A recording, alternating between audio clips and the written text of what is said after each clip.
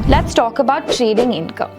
अगर आपने ट्रेडिंग को बिजनेस इनकम की तरह डिक्लेयर किया तो आप ट्रेडिंग रिलेटेड एक्सपेंसेस भी डिडक्ट कर सकते हैं before calculating your taxable income from trading. ये एक स्मार्ट टैक्स सेविंग स्ट्रैटेजी है जो आपके नेट टैक्सेबल इनकम को कम कर सकती है।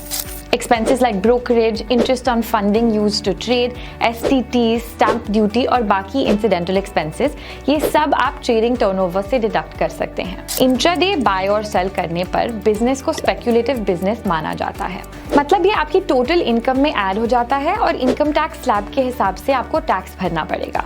अगर आप 30% टैक्स ब्रैकेट में आते हैं तो इंट्राडे ट्रेडिंग इनकम पर भी 30% इनकम टैक्स लगेगा। फ्यूचर्स एंड ऑप्शंस में ट्रेडिंग करने पर आपका trading income non speculative business माना जाता है। इस इनकम पर भी इनकम टैक्स स्लैब्स के हिसाब से टैक्स भरना पड़ता है। अब आते हैं टर्नओवर कैलकुलेशन पे। इंट्राडे का ट्रेडिंग टर्नओवर कैलकुलेशन आपके हर ट्रेड के ग्रॉस प्रॉफिट यानी selling price minus cost price को टोटल करके बनता है। यहाँ हमें पोजीशन या स्क्रिप्ट वाइज लॉस या प्रॉफिट के एब्सोल्यूट अमाउंट का टोटल निकालना पड़ेगा। इन वैल्यूज का टोटल आपका टर्नओवर माना जाएगा। F&O ट्रेडिंग में आपके पोजीशंस जिस अमाउंट पे कैश में सेटल होते हैं उसको ऐड करके आपका टर्नओवर कैलकुलेट होता है।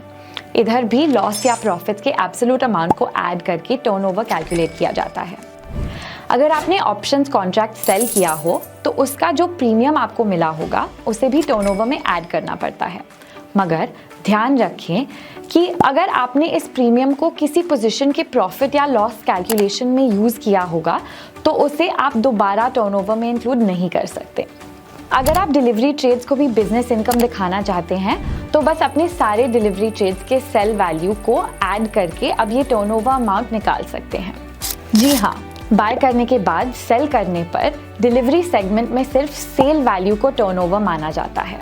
याद रखें कि लास्ट 3 फाइनेंशियल ईयर्स में आपकी ट्रेडिंग इनकम का टर्नओवर अगर ₹1.2 लाख से ज़्यादा है या फिर अगर आपका टर्नओवर ₹10 लाख से ज़्यादा है तो आपको बुक्स ऑफ अकाउंट्स मेंटेन करना पड़ेगा।